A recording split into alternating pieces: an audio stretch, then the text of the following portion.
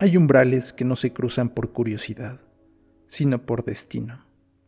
Bienvenido a Sendero Nocturno.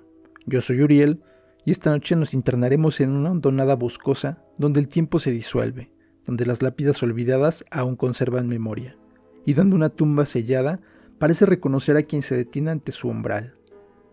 La tumba, escrito por Howard Phillips Lovecraft en junio de 1917 y publicada por primera vez en la edición de marzo de 1922 de The Vagrant, para después reaparecer en enero de 1926 en Weird Tales, marca el regreso de Lovecraft a la ficción tras casi una década de silencio creativo. Este relato fue inspirado por un paseo de Lovecraft con su tía Lillian Clark en el Swan Point Cemetery, donde encontraron una lápida de 1711 perteneciente a un antepasado de ella. Es uno de sus relatos más íntimos y melancólicos, profundamente arraigado en la idea de la herencia, la memoria ancestral y la fragilidad de la identidad. Prepárate para cruzar un umbral donde la razón vacila y el linaje pesa más que la carne. Esto es Sendero Nocturno, y esta noche narramos La tumba, de Howard Phillips Lovecraft. Sedibus ut saltem placidis in morte quiescam. Virgilio. Al afrontar los hechos que han desembocado en mi confinamiento en este asilo para enfermos mentales, soy consciente de que mi situación actual provocará las naturales reservas acerca de la veracidad de mi crónica. Resulta una adversidad que la mayoría de la gente tenga su percepción mental demasiado limitada para sopesar con calma e inteligencia ciertos fenómenos aislados, tan solo vistos y sentidos por unos cuantos sujetos psíquicamente más sensibles, que subyacen por encima de sus experiencias habituales. Las personas de miras más amplias saben que no existe una gran diferencia entre lo real y lo irreal, que todas las cosas se manifiestan por virtud de los delicados e individuales sentidos físicos y mentales, que nos hacen conscientes de ellas. Pero el prosaico materialismo de la mayoría califica de locuras los destellos de clarividencia que logran atravesar el prosaico velo del empirismo más obvio. Me llamo Jervas Dudley, y desde mi más tierna infancia he sido un soñador y un visionario. Al disponer de la riqueza suficiente como para no tener que preocuparme de los asuntos mercantiles, y siendo de un temperamento poco proclive a los estudios formales y a los convencionalismos sociales de mis semejantes, siempre he vivido en los lugares más alejados del mundo real, y pasado mi juventud y adolescencia rodeado de libros viejos y poco conocidos, vagabundeando entre los campos y bosquecillos que se extienden por las cercanías de mi morada ancestral. No creo que lo que leí en aquellos volúmenes, o lo que contemplé en aquellos campos y bosques, fuera exactamente igual a lo que otros muchachos solían leer o contemplar. Mas poco debo hablar de tales cosas, ya que si lo hiciera con más detalle, no conseguiría más que aumentar esas calumnias atroces sobre mi intelecto, que a veces logro captar entre las murmuraciones de los sigilosos enfermeros que me rodean. Será mejor para mí que me limite a relatar los sucesos acaecidos sin pararme a analizar las causas. Ya he dicho que mi existencia transcurría alejada del mundo real, pero no que vivía solo. Esto no suele ser habitual en la raza humana, pues quien carece del contacto con lo vivo inevitablemente se sumerge en la compañía de cosas que no lo están, o que antes lo han estado pero ya no. En las proximidades de mi residencia hay una extraña depresión cubierta de bosques, entre cuya sombría espesura solía pasar la mayor parte del tiempo. Allí leía, pensaba y soñaba. Di mis primeros pasos infantiles sobre sus laderas musgosas, y sentí crecer mis nacientes fantasías juveniles entre sus robles nudosos y grotescos. Acabé por conocer perfectamente a todas las dríadas protectoras de aquellos árboles, y con frecuencia espiaba sus primitivas danzas bajo los rayos indómitos de la luna menguante. Pero no debo hablar ahora de todo eso. Tan solo aludiré a la tumba solitaria escondida en lo más recóndito de la fronda. La solitaria tumba de los Hyde, una familia vieja y de alcurnia, cuyo último vástago directo había sido depositado en aquel oscuro nicho, muchas décadas antes de mi nacimiento. Esta cripta de la que hablo es de viejo granito, ajado y descolorido por las brumas y humedades de generaciones. Excavada en una de las laderas, tan solo la arcada de la estructura resulta visible. La puerta, una imponente y maciza losa de piedra, cuelga de unos herrumbosos goznes de hierro, y siempre se halla entreabierta de una manera terriblemente lúgubre, sujeta mediante pesadas cadenas y candados. de acuerdo a las truculentas costumbres de hace medio siglo. La morada de la estirpe, cuyos vástagos residen aquí encerrados en urnas, antaño se erguía en la cima de la hondonada, que ahora acoge su tumba, pero hace ya mucho que se desmoronó, víctima de las llamas provocadas por la desastrosa caída de un rayo. De la tormenta nocturna que destruyó aquella lúgubre mansión, solo los más viejos del lugar cuchichean a veces a tonos inquietos y apagados, haciendo hincapié en lo que llaman ira divina, de tal manera que, en los últimos años, hizo que aumentara la ya de por sí extraordinaria fascinación que sentía por aquella cripta, enclaustrada entre bosques. Solo un hombre murió a causa del fuego. Cuando el último de los Hyde fue enterrado en aquel recinto de sombra y quietud, la fúnebre urna que contenía sus cenizas llegó de una tierra lejana, la misma a la que la familia se había marchado tras el incendio de la mansión. Ya no hay nadie que deposite flores ante la losa de granito, y pocos osan aventurarse entre las sombras melancólicas que parecen entretenerse misteriosamente sobre las piedras roídas por el agua. Jamás olvidaré la tarde en la que me topé por primera vez con esa recóndita mansión mortuoria. Ocurrió a mediados del verano, cuando la magia de la naturaleza transforma los campos silvestres en una alfombra verde, homogénea y reluciente, cuando los sentidos se ven intoxicados por un mar de húmedo verdor y por los aromas imprecisos y sugerentes de la tierra y la vegetación.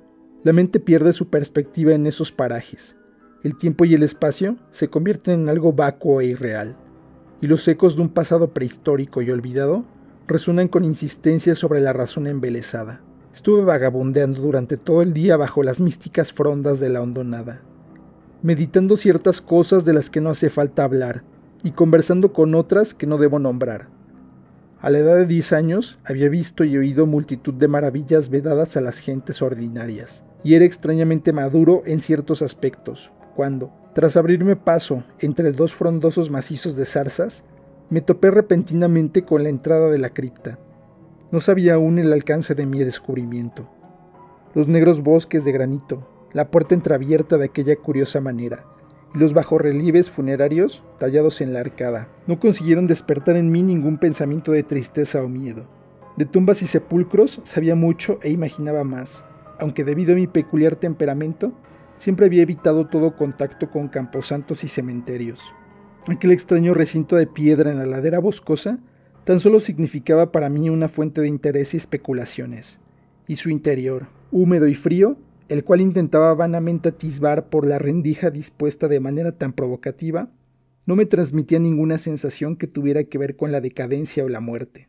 Pero en ese momento de curiosidad nació un deseo loco y absurdo, que finalmente me ha llevado a este encierro infernal. Aguijoneado por una voz que debía de provenir del alma espantosa del bosque, decidí penetrar en aquellas tinieblas incitantes, a pesar de las recias cadenas que me impedían el paso. En la menguante luz del día, me dediqué a sacudir una y otra vez los herrumbosos impedimentos con la intención de traspasar la puerta de piedra, e intenté deslizar mi flaco cuerpo a través del espacio entreabierto. Mas todos mis esfuerzos resultaron vanos. Espoleado por la curiosidad al principio, pronto me invadió el frenesí, y cuando regresaba a mi morada bajo el cielo crepuscular, juré a la miríada de dioses del bosquecillo que algún día me abriría paso a cualquier precio hasta las oscuras y gélidas profundidades que parecían convocarme. El médico de acerada barba gris, que cada día acude a mi cuarto, le dijo una vez a una visita que aquella decisión significó el comienzo de una lamentable monomanía. Mas dejaré que los lectores emitan sus propios juicios una vez que conozcan todos los demás hechos. Los meses que precedieron a mi descubrimiento los derroché en inútiles tentativas por forzar el complejo candado de la losa entreabierta, entregado a discretas indagaciones sobre la naturaleza y la historia de aquella estructura. Gracias al sentido del oído, tan tradicionalmente receptivo en la infancia, conseguí enterarme de mucho, aunque mi habitual reserva hizo que no le notificara a nadie la información obtenida, ni la decisión tomada. Quizá sería adecuado mencionar que no me sorprendí ni atemoricé al conocer el origen de la cripta. Mi particular visión de la vida y de la muerte había hecho que asociara, de una manera vaga, la gélida arcilla y el cuerpo animado, y sentí que esa familia grande y siniestra, cuya mansión había ardido, estaba de alguna forma representada dentro de aquel recinto pétreo que yo ansiaba examinar. Las habladurías sobre ritos salvajes e impios ceremoniales de tiempos pasados, celebrados en el lugar, despertaron en mí un mayor y renovado interés por el sepulcro, ante cuya puerta Podía permanecer sentado horas y horas, durante todos los días. Una vez arrojé una tea encendida en su interior, pero apenas pude discernir más que un tramo de húmedos escalones que descendían. El olor del recinto me repelía y fascinaba a un mismo tiempo. Tenía la sensación de haberlo olfateado antes, en un pasado tan remoto que no era capaz de recordar, anterior incluso a mi posesión del cuerpo del que ahora gozo. El año siguiente al descubrimiento de la tumba me topé con una traducción de las vidas de Plutarco, roída por los gusanos en la buhardilla repleta de libros de mi morada.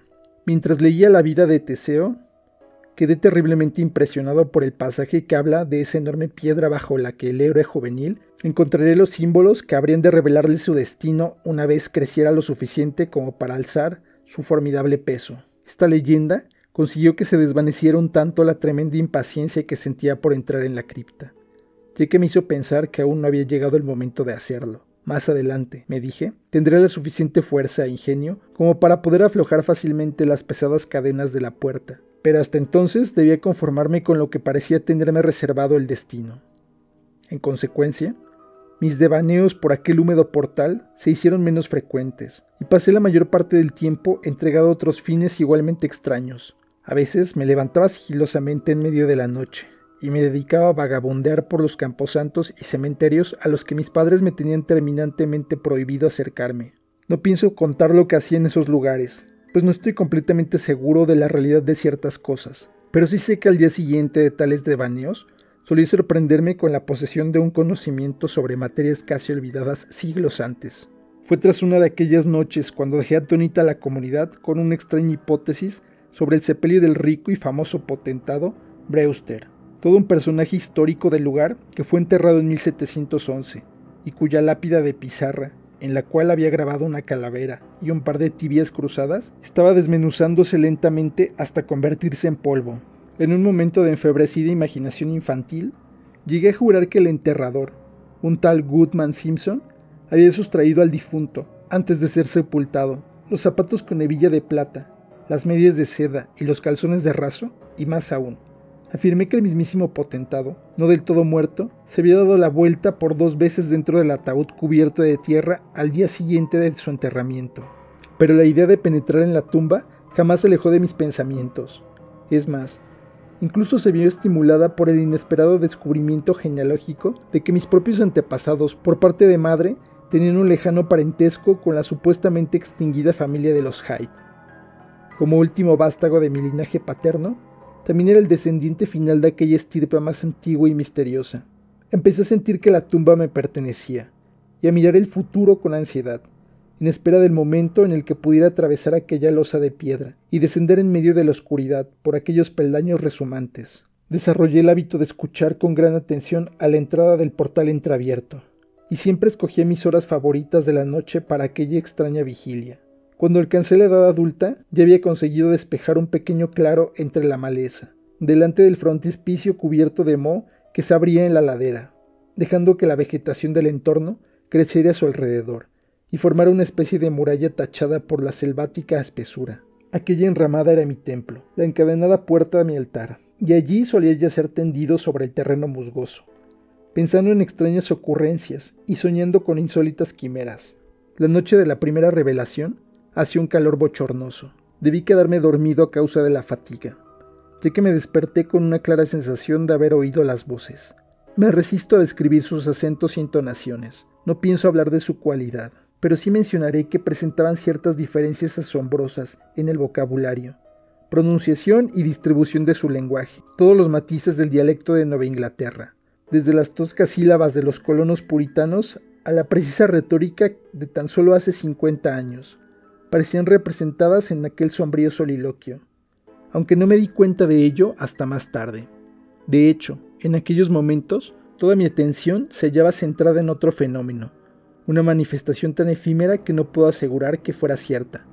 Apenas la vislumbré al despertar, una luz que se extinguió precipitadamente en el interior de la tumba. No creo que fuera presa del asombro o del pánico, pero sé que experimenté un cambio radical y permanente desde los sucesos de aquella noche. Al regresar a casa, me dirigí sin vacilar hacia el carcomido baúl que había en la buhardilla, en cuyo interior encontré la llave con la que al día siguiente conseguí franquear fácilmente la barrera con la que me había estrellado en vano durante tanto tiempo.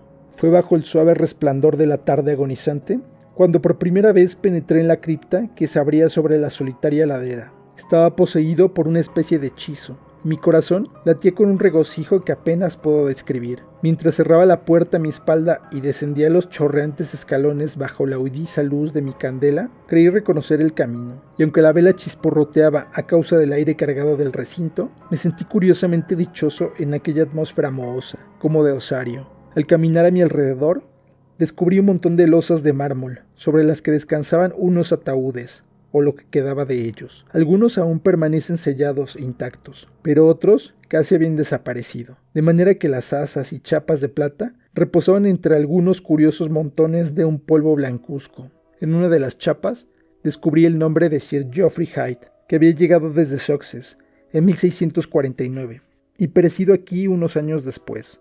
En un notorio nicho descansaba un ataúd muy bien conservado y aún vacío, en el cual lucía un único nombre, que me hizo sonreír a la par que estremecer.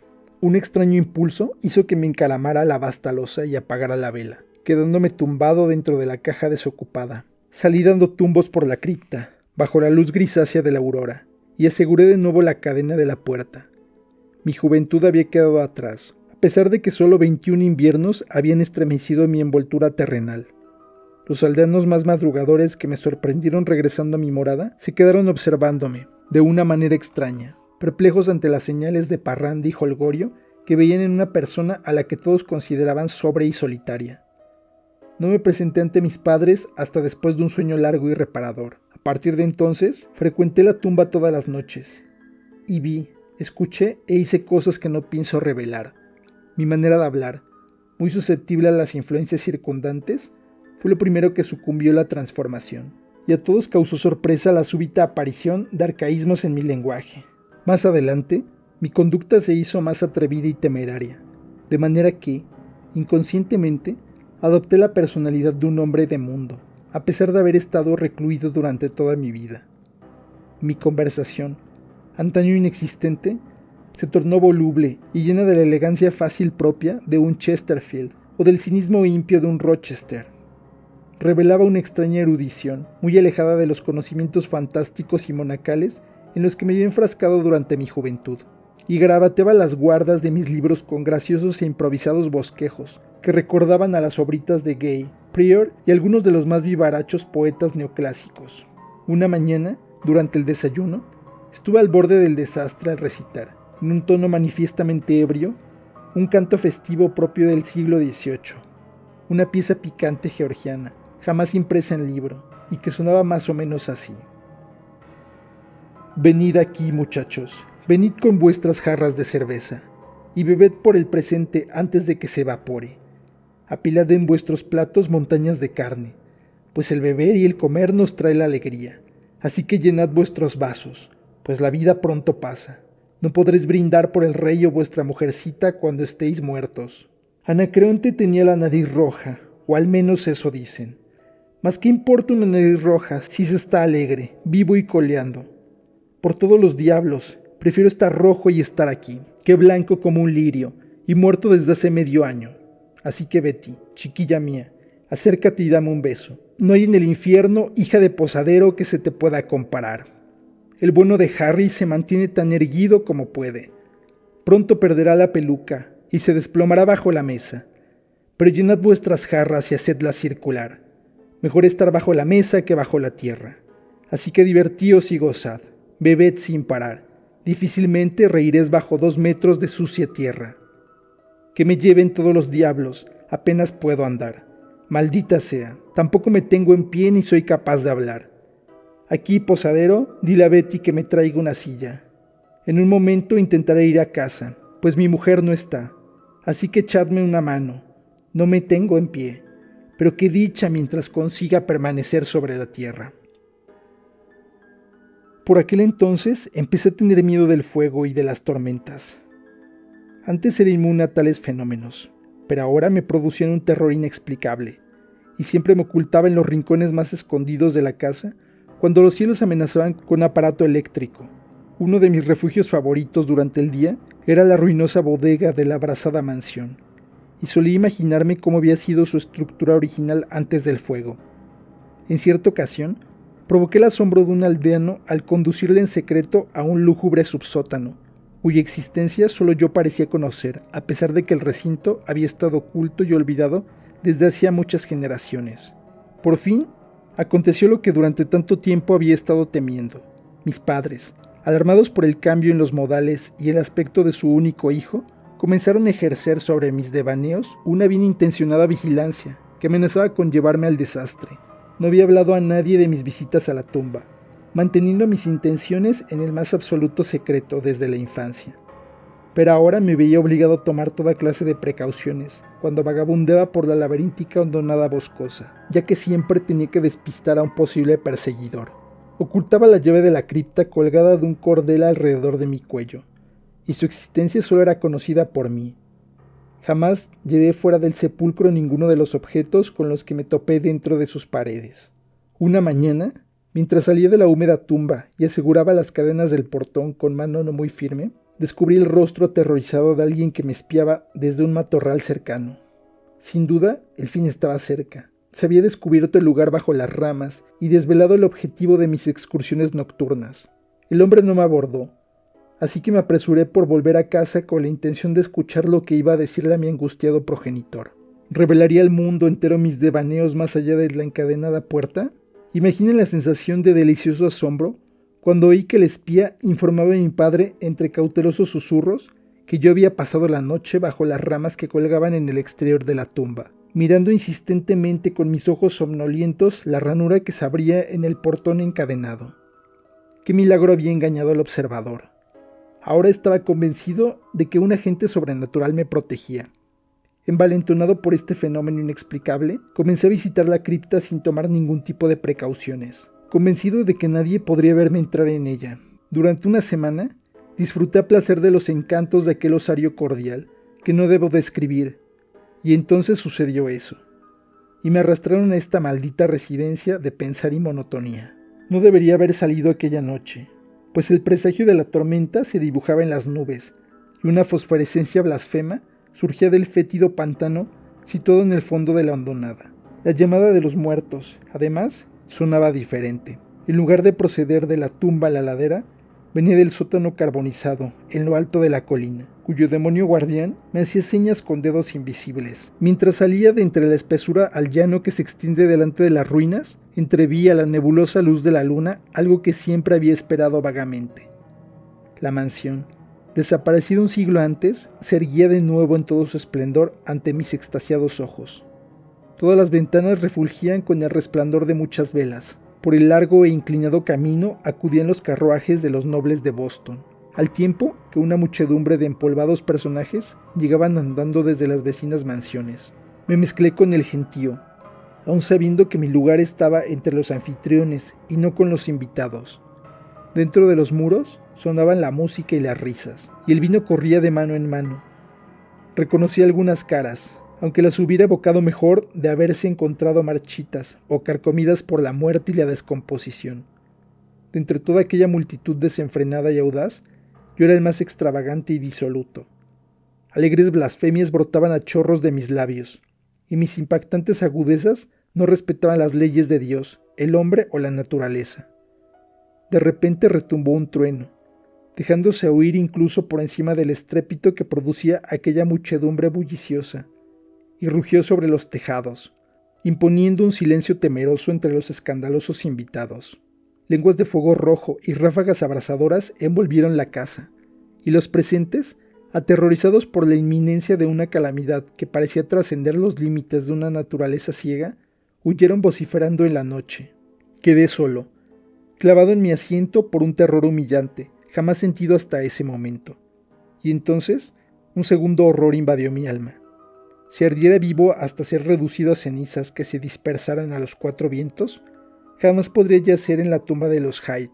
¿Acaso no tenía derecho a reposar por los siglos de los siglos entre los descendientes de Geoffrey Hyde? Sí, exigiría mi herencia de muerte, aunque mi alma tuviera que buscar durante eras otra morada carnal, a la que poder albergar en aquella losa vacante del nicho de la cripta. Gervas Hyde nunca compartiría la triste fortuna de Palinuro.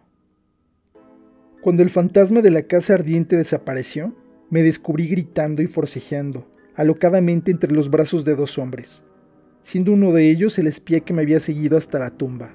La lluvia caía torrencialmente y, hacia el horizontal meridional, aún restallaban los relámpagos que acababan de pasar sobre nuestras cabezas. Mi padre permanecía inmóvil, con un gesto de tristeza en la cara, mientras yo le pedía a veces que me dejara reposar en la cripta, y no dejaba de advertir a mis captores para que me trataran con la mayor delicadeza posible. Una renegrida circunferencia sobre el vetusto piso del sótano indicaba un violento golpe de los cielos, y un grupo de curiosos aldeanos armados con linternas se agrupaban en el lugar y examinaban un pequeño cofre de antigua factura que la caída del rayo había sacado a la luz. Cesé en mis vanos y, ahora, innecesarios forcejeos, y observé a los curiosos mientras inspeccionaban el tesoro descubierto, el cual también se me permitió admirar. El cofre, cuyos cerrojos habían saltado a causa del golpe que lo puso al descubierto, contenía muchos papeles y objetos de valor. Pero yo tan solo tenía ojos para una cosa. Se trataba de una miniatura de porcelana, que representaba a un joven tocado con una elegante peluca rizada, y que ostentaba las iniciales JH. Su rostro era exactamente igual al mío, de manera que bien habría podido estar contemplándome en un espejo. Al día siguiente me trajeron a esta habitación con ventanas enrejadas, pero me he mantenido al tanto de ciertas cosas gracias a un sirviente, ya muy anciano y no demasiado perspicaz, por el cual sentí gran cariño durante la infancia y que, al igual que yo, adoraba los cementerios. Todo lo que me he atrevido a contar acerca de mis experiencias en la tumba tan solo me ha brindado sonrisas desdeñosas. Mi padre, que me visita con frecuencia, afirma que jamás he llegado a atravesar el portón de las cadenas, y jura que, cuando él lo examinó, aquel cerrojo lleno de herrumbre no daba señales de haber sido tocado desde hacía al menos 50 años. Dice incluso que todo el pueblo sabía de mis excursiones a la tumba, y que, a menudo, me descubrían durmiendo bajo las ramas que colgaban bajo la grotesca fachada frontal, los ojos entreabiertos y fijos en la ranura que conduce al interior. Carezco de pruebas para rebatir tales afirmaciones, ya que perdí la llave del cerrojo durante la pugna que tuvo lugar aquella horrible noche. Las extrañas cosas del pasado que aprendí durante aquellos devaneos nocturnos con la muerte son atribuidas a la lectura constante y voraz de los antiguos tratados que llenan la biblioteca familiar. Si no hubiera sido por mi viejo criado Hiram, a estas alturas yo también habría estado completamente convencido de mi locura. Mas Hiram, fiel hasta el final, ha tenido fe en mí y ha hecho que me animaran a hacer pública al menos una parte de la historia. Hace una semana forzó el cerrojo que mantenía el portón de la cripta perpetuamente entreabierto, y descendió con una linterna hasta las turbias profundidades. Sobre una losa, en el interior de un nicho, descubrió un viejo ataúd vacío, en cuya deslucida chapa destacaba un sencillo nombre: Gervas. En ese ataúd, en aquella tumba, me han prometido que seré inhumado.